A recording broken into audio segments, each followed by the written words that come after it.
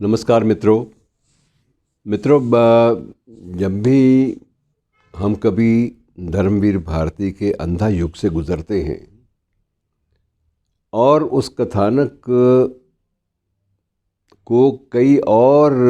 महाकाव्यों और अन्य ग्रंथों में से भी पढ़ के आगे महसूस करते हैं, कुछ चिंतित होते हैं, कुछ चिंतन की दिशा में हम लोग चिंतन के मोड़ पर आ जाते हैं। मोड़ पर जब हम वाकई उस मुद्रा में होते हैं तो उस वक्त बहुत सारे प्रश्न उजागर होते हैं और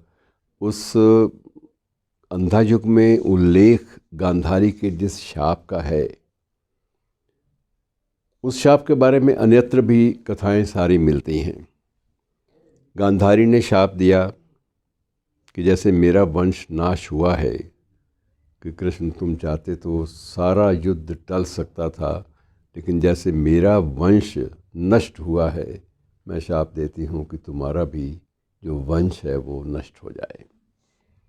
और कृष्ण का स्वरूप कुछ ज़्यादा व्यापक है,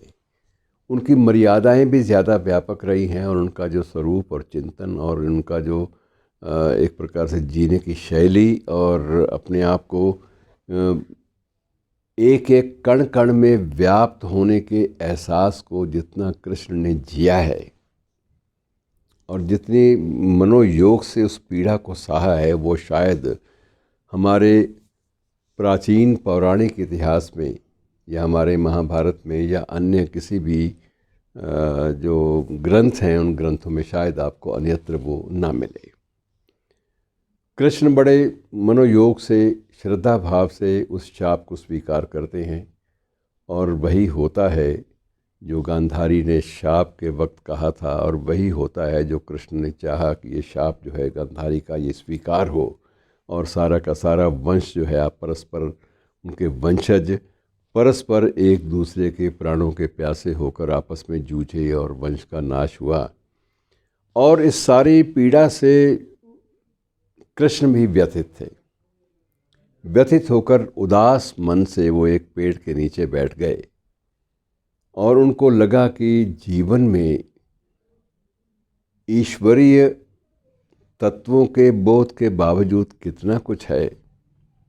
जो अलग अलग रूपों में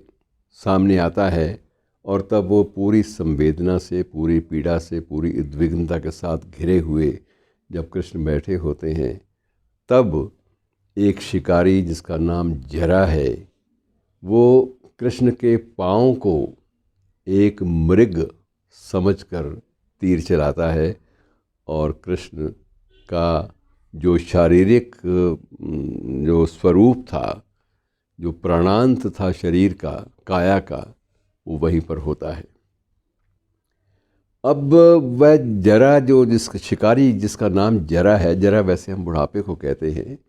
अब प्रतीक आप बाद में तलाश करते रहिएगा इस प्रतीक का अर्थ क्या था, लेकिन जरा जब देखता है कि उससे कितना बड़ा पाप हो गया, जघन्य, और वो इस पाप से मुक्ति नहीं पाएगा, तो उसने स्वयं ही कृष्ण की अंतिम क्रियाओं को संपन्न किया। जो प्राप्त कथानक हैं उसमें कहीं भूल चूक हो तो मुझे क्षमा कर दीजिएगा। मेरा उद्देश्य एक कथानक के माध्यम से कुछ एक व्यापक संदेश देना है। अंतिम क्रियाएं सारी की सारी वो पूर्ण करता है, लेकिन अंतिम क्रियाओं के बावजूद जो कृष्ण का जो हृदय वाला हिस्सा है वो धड़कता रह जाता है, वो नष्ट नहीं होता। और वो स्वयं भी बड़ा हतप्रभ होता है जरा कि ये क्या है।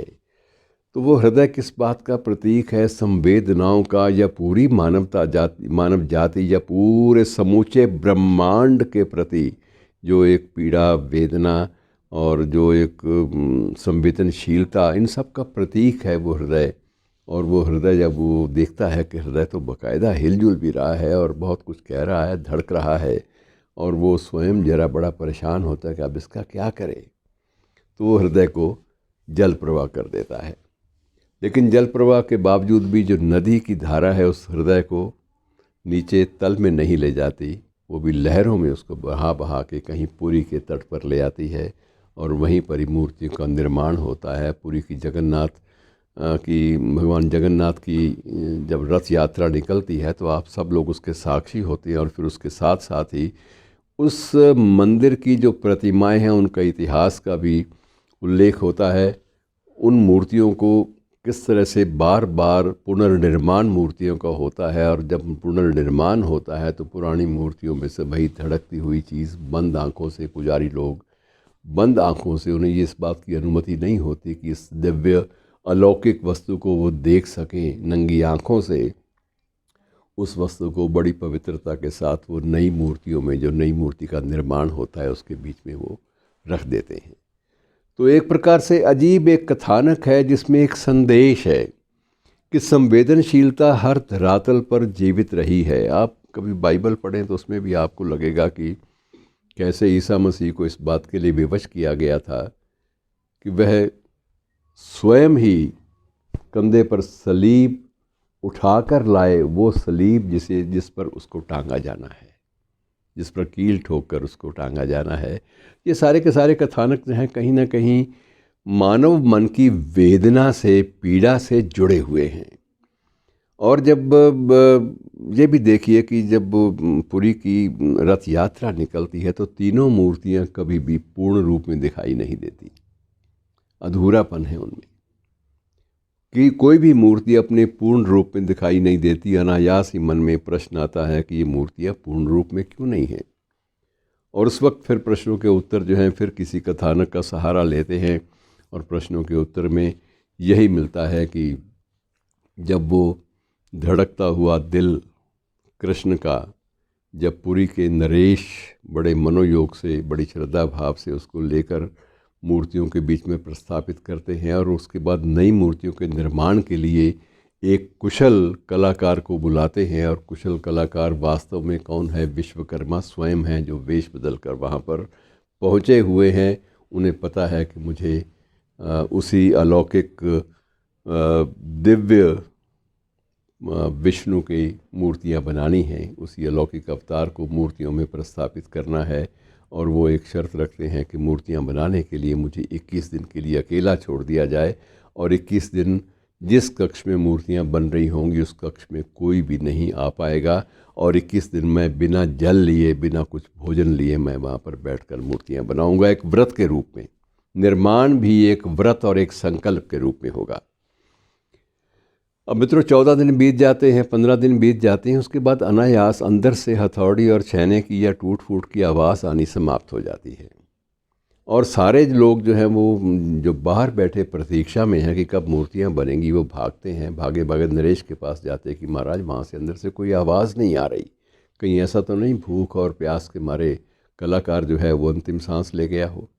और आशंका से ग्रस्त लोग वहाँ पर पहुँचते हैं तो उनसे पहले ही कुछ आशंकाग्रस्त लोग जो हैं वो द्वार खोल चुके होते हैं। और द्वार जब खुला होता है तो अंदर का जो बैठा हुआ कारीगर जो मनोयोग से बना रहा है और बीच बीच में साधना तंत्र का भी वो प्रयोग कर रहा है, वो जब देखता है कि इन लोगों ने अपना जो संकल्प था 21 दिन का तोड़ दिया, तो वो वहाँ से अंतर्धान हो जाता है कि अब मैं इन मूर्तियों का पूरा निर्माण नहीं करूँगा, ये मूर्तियाँ अधूरी रहेंगी इसलिए कि तुम लोगों ने मेरे मनोयोग में एक बाधा डाली है।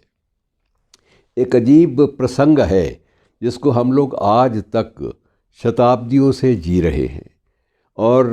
जीने के शताब्दियों से इस प्रसंग को, इस अधूरे प्रसंग को जीने के बाद भी हमारे मन में न तो कोई श्रद्धा भाव में अंतर आया है, क्योंकि हम लोग ये समझते हैं कि इसमें, इन मूर्तियों में जितना भी स्वरूप मूर्तियों का बना है, अधबनी मूर्तियों में जो हृदय है वो उसी परम सत्ता का हृदय है, जो कहीं ना कहीं व्यापक स्तर पर मानवीय वेदना को अभिव्यक्त करने के उद्देश्य से इन मूर्तियों में स्थापित होती है, और वो निरंतर चलती रहती है। वही है कि वो जो व्यथा है, जो पीड़ा है, जो संवेदना के जो स्वर है, वो मित्रों अमर हैं। कृष्ण के हृदय की ओर तरह से वो निरंतर धड़कते हैं, और उन धड़कनों के बीच में कहीं ना कहीं समूचे ब्रह्मांड के लिए बहुत ढेरों सुखों की कामना होती है। अब ये बात अलग है कि वो सुख कुछ लोग तो ग्रहण कर पाते हैं, कुछ लोग ग्रहण नहीं कर पाते, और ग्रहण वही करते हैं जिनके मन में कुछ आस्थाएं भी हों, जो कुछ मानवीय मूल्यों में विश्वास भी रखते हों। और मुझे इस अवसर पर कैलाश वाजपेयी की वो कविता की अंतिम पंक्तियां याद आ रही हैं कि कुछ मत चाहो दर्द बढ़ेगा, कि कुछ मत चाहो दर्द बढ़ेगा, ऊबो और उदास रहो, आगे पीछे एक अनिश्चय, आगे पीछे